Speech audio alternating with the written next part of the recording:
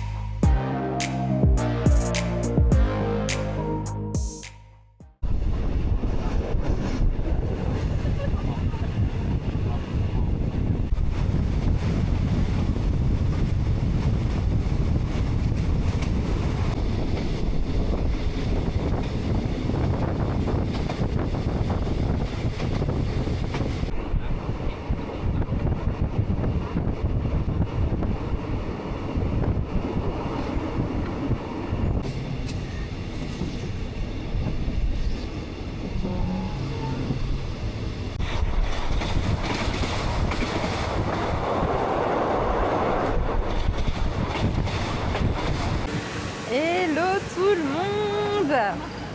Bon, et ben voilà, nous sommes en direct de Bangkok et très précisément à Chinatown. Alors, vous allez vous dire, mais elle est bête ou quoi?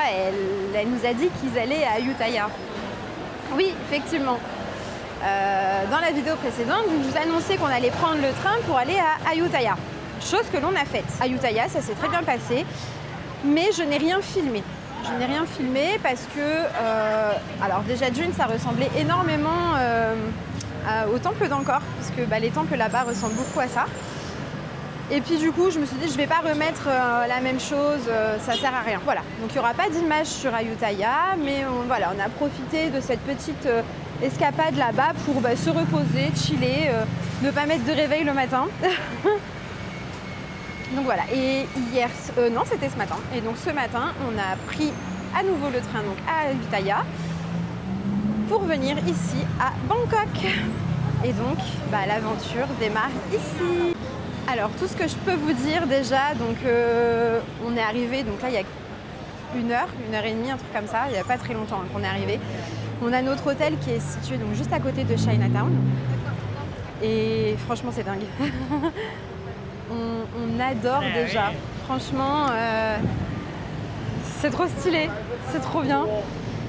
J'ai trop hâte aussi d'être le soir, parce que le soir, donc il y a tout qui est illuminé, enfin c'est ouf, c'est ouf. Alors effectivement, c'est complètement différent de tout ce qu'on a pu voir jusqu'à maintenant, mais ouais, c'est dingue, il y a une énergie folle. Là, on vient de manger, on s'est arrêté dans un restaurant de nouilles chinoises. Et c'était super bon, c'était vraiment très très bon. Pareil, c'est toujours la même chose souvent, donc de la viande, des nouilles, un bouillon. On en a eu pour 4 € chacun. Le bol était énorme, ça annonce vraiment du bon. On ne sait pas, alors on ne sait pas du tout combien de temps on reste ici par contre. On ne sait pas. On a déjà réservé 2 nuits, mais on pense qu'on va en rajouter. Parce qu'en vrai, il y a tellement de choses à voir, à faire, et puis on a envie d'aller arpenter toutes les rues et tout, enfin peut-être pas toutes les rues si on a beaucoup, mais voilà, vous avez compris l'idée quoi.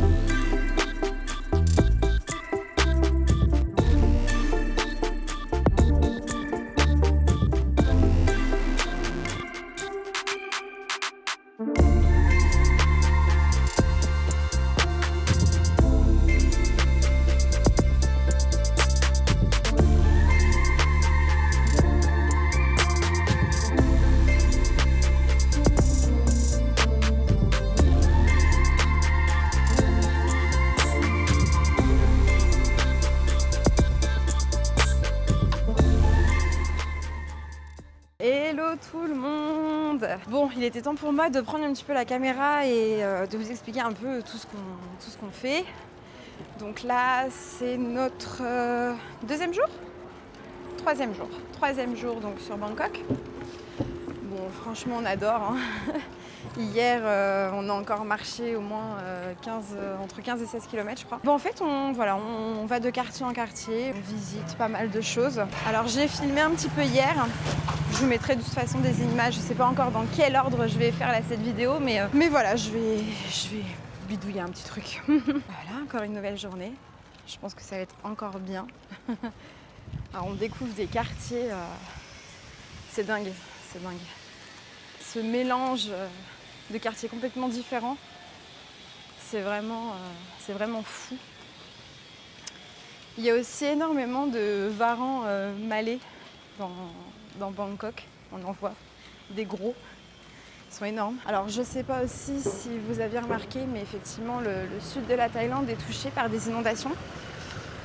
Faut savoir qu'à Bangkok, il y en a eu aussi les jours précédents. Alors bon, nous ça nous impacte pas vraiment, hein. Mais par exemple, il y a des endroits qu'on voulait voir hier, on pouvait pas passer parce que c'était inondé. Donc voilà, là même si la plupart des rues sont praticables, il y a quand même quelques endroits qui restent encore inondés. Il faudrait juste pas qu'il pleuve, quoi, parce que le fleuve, il est vraiment à ça de déborder. Enfin vraiment, il est très très haut. Donc voilà. Puis je vais essayer de vous faire quelques petites images aujourd'hui. Je dis bien, je vais essayer parce qu'en fait, je kiffe tellement que je prends même pas le réflexe de sortir ma caméra pour filmer. D'ailleurs, vous m'excuserez aussi pour les lunettes de soleil, mais il y a énormément de soleil, donc je vois rien si je les enlève.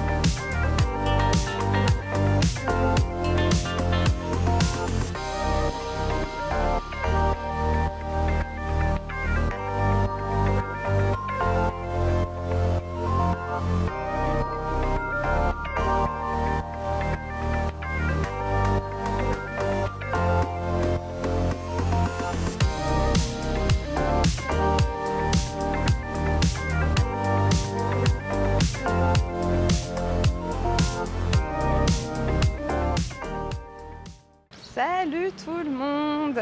j'espère que vous allez bien. Nouvelle journée pour nous, toujours à Bangkok. Là, donc, on va découvrir un autre quartier encore. Alors, il faut savoir que nous, on a décidé finalement tous les jours là, de marcher pour aller découvrir les quartiers. D'où les 15 à 17 km par jour qu'on se tape. Mais c'est vrai que c'est hyper agréable. C'est hyper agréable je trouve, de marcher dans Bangkok. Il y a toujours un truc à voir, toujours une surprise au bout de la rue. On passe par des mini-ruelles et 2 secondes après, on est au milieu des gratte-ciels. Enfin, c'est un truc de dingue. Donc là, on va du côté de Sukhumvit. Je pense que beaucoup connaissent pour les personnes qui sont déjà allées à Bangkok. Et puis pour ceux qui ne connaissent pas, donc apparemment, c'est un peu, on va dire, un lieu, un quartier connu où beaucoup d'expatriés vont là-bas. C'est très moderne. Enfin, voilà, donc on va voir un peu ça aujourd'hui. Je vais essayer de filmer au maximum. Et puis voilà.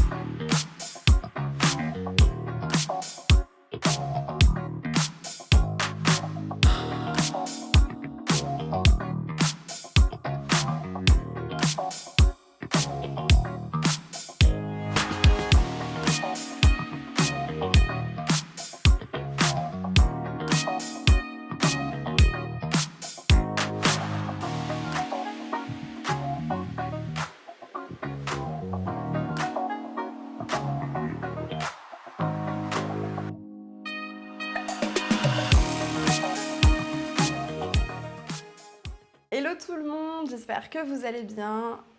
Nous, franchement, ça va super. Pour vous expliquer un peu les choses, donc on est à passer 4 nuits donc à Bangkok, mais du côté de Chinatown. Donc on était dans un hôtel qui était trop bien placé. Franchement, c'est vrai qu'on aime beaucoup Bangkok. C'est une ville qui a énormément de choses à offrir, on va dire. Franchement, il y a trop de choses à faire, trop de choses à voir. C'est hyper grand. Nous, on a pas mal vadrouillé sur 4 jours. On a marché entre 15 et presque 30 km par jour. On a bien vadrouillé, mais on pense qu'on a encore plein de choses à voir ici. C'est pour ça qu'on a décidé de rester encore à Bangkok, mais cette fois-ci en changeant de quartier. Donc là, on est du côté de Sukhumvit. Et on a pris un appartement en Airbnb. C'est la première fois qu'on prend un appart en Airbnb. On avait un peu peur, on s'est dit on espère on va pas se faire arnaquer et tout. Franchement, c'est une dinguerie. Je vous montre ça. Donc voilà, on rentre dans l'appart. Donc là, on a une cuisine. Donc faites pas gaffe, il y a nos sacs aussi. On vient d'arriver juste dans l'appart, on le découvre en même temps. Donc la cuisine, la salle de bain qui est très grande. Il y a tout ce qu'il faut. Hein. On a du shampoing, du gel douche, donc une très très belle douche comme ça. Grand miroir. Salut. Donc nickel, c'est très propre. Donc comme je vous disais, une petite cuisine. Hop. Avec un frigo, on a de quoi cuisiner aussi. Le salon. Télé, canapé. Il va peut-être falloir que je reprenne mon abonnement Netflix. Petite table aussi pour manger. Et là, on arrive du coup dans la chambre. Donc avec un grand miroir, un lit. On a une armoire aussi. Il y a même carrément de quoi étendre du linge, tout ça. Enfin, il y a tout plein de choses. C'est super bien. Et un balcon. Voilà, un petit balcon. Très sympa. Avec une très belle vue quand même. Hein. Regardez-moi ça. Voilà, pareil, on peut étendre le linge. C'est trop bien. Donc hop, on retourne dans l'appart. Et je vous remonte un peu mieux la cuisine puisque c'est vrai que j'étais en plein dedans. Donc on voyait pas très très bien. Vous voyez là, on a quand même une vue d'ensemble sur l'appartement qui est vraiment plutôt sympathique. Plutôt sympa. Et donc oui, on a une machine à laver aussi, on a de la lessive, donc ça c'est trop bien. On a une plaque de cuisson, on la voit pas très bien parce qu'en fait elle a la même couleur que le plan, mais donc il y a une plaque de cuisson, une hotte, un micro-ondes. Enfin en soi c'est largement suffisant pour quelques jours ici, enfin on va pas non plus se cuisiner un poulet rôti quoi. Voilà. Donc voilà, cet appartement, il nous coûte 46 € la nuit. Donc franchement, on trouve que c'est très raisonnable pour un appartement de cette qualité. Franchement, il est nickel, il est très très joli. Il est propre, il est bien placé. Et en plus, on est donc du coup dans une... c'est un immeuble en fait, un peu un condominium pour ceux qui connaissent. Donc on a une piscine. Il y a une piscine donc dans l'immeuble, on y a accès du coup. Il y a aussi une salle de sport. Il y a aussi un bar avec une vue panoramique. Enfin, voilà, c'est trop bien. Donc voilà, on reste ici 4 nuits et après on bougera sûrement de Bangkok. Peut-être, peut-être pas, j'en sais rien. Mais ça va être trop bien. Bon, on est parti au 11e étage parce que nous on est au 18e et donc au 11e c'est là qu'il y a la piscine et la salle de sport et aussi un sauna. Franchement, je crois qu'on peut pas mieux faire là en termes de vue pour la piscine, c'est juste dingue.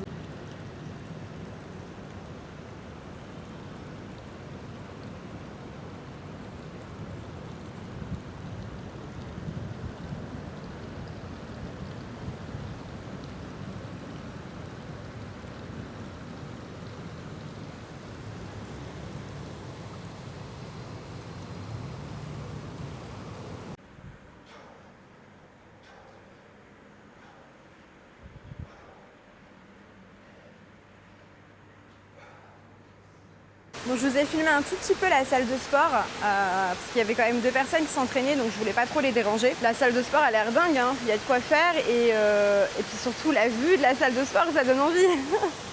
Et là je vous montre un petit peu du coup aussi tous les équipements qu'il y a. Il y a aussi un toboggan pour les enfants, il y a aussi une salle pour travailler, enfin il y a pas mal de choses.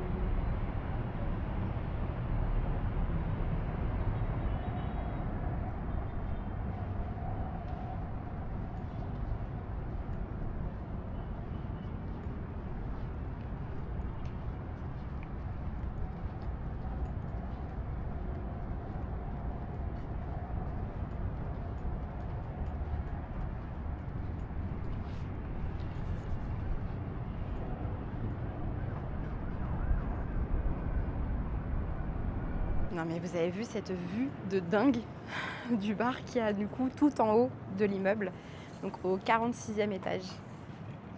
C'est waouh. Alors en plus, il est ouvert jusqu'à 1h du matin. Officiellement, le bar ouvre à 17h30, parfait pour le coucher de soleil. Moi, je peux vous assurer qu'on va boire un verre ici. Mais là, on a vraiment une vue, mais sur tout Bangkok. Je n'ai jamais vu une vue aussi exceptionnelle d'une ville en fait. On a une vue à 360 degrés, c'est dingue. Plutôt pas mal hein, cet appart. Plutôt pas mal.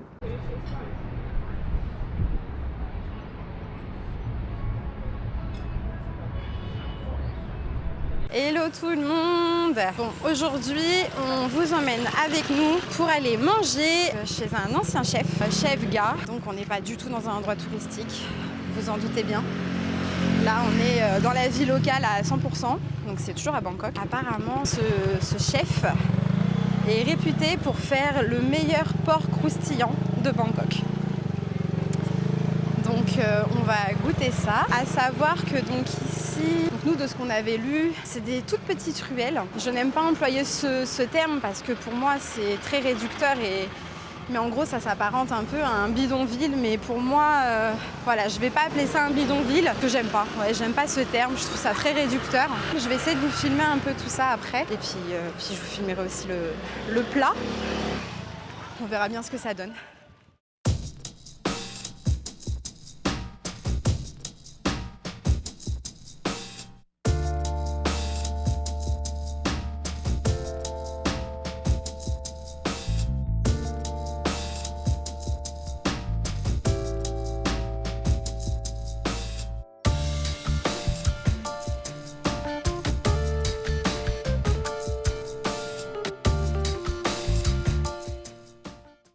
Donc voilà mon plat, comment il se présente. Donc en fait la spécialité de ce monsieur c'est mokrob. Donc c'est du porc croustillant avec un œuf qui a l'air, oh là là regardez-moi ça, j'ai juste envie là c'est d'appuyer dessus.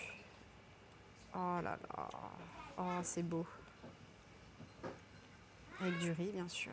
Oh, ça a l'air excellent. Bon allez je goûte. Allez, petite dégustation live. Allez, on commence par le porc. Le porc tout seul. Vous entendez? Le croustille à souhait. Oh mon dieu. Oh. J'ai rarement mangé un porc aussi tendre et en même temps croustillant. C'est une dinguerie. Allez, on va passer à l'œuf qui a l'air excellent aussi, avec un peu de riz. Oh mon dieu, c'est bon, super bon. Bon, écoutez, c'est une tuerie. Si vous voulez l'adresse, demandez en commentaire, je la mettrai. Ah, qu'est-ce que c'était bon! Non, vraiment, je vous conseille vraiment de venir ici si vous voulez goûter donc du coup ce fameux porc croustillant. C'était une dinguerie, vraiment.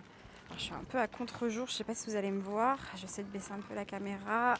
Bon bref, on verra. Donc oui, je vous disais, c'est une dinguerie, vraiment.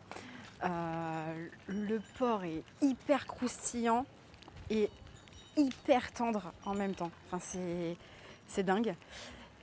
Je suis désolée, je mets la caméra comme ça parce que j'ai l'impression que vous ne me voyez pas du tout. Ah voilà, je pense que c'est mieux là. Donc voilà, le jaune d'œuf, il était mais succulent, mélangé au riz là. Le riz était super bon aussi. Le riz, on a l'impression qu'il était revenu un peu à la poêle avec des petites épices dedans. Enfin, c'était super bon.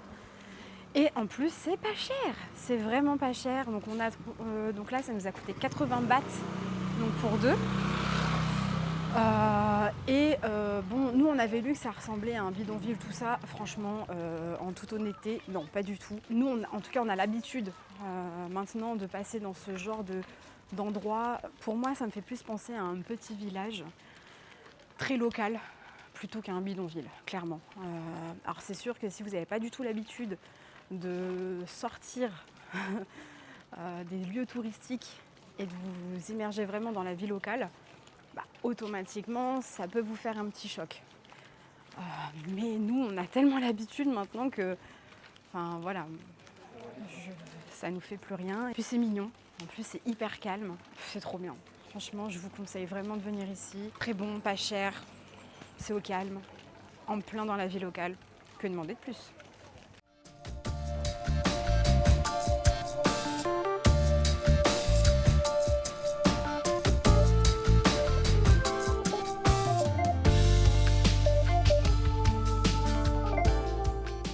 Et c'est ainsi que se termine cette vidéo sur Bangkok. Voilà, donc nous clairement il nous reste, on va dire à peu près 2 jours.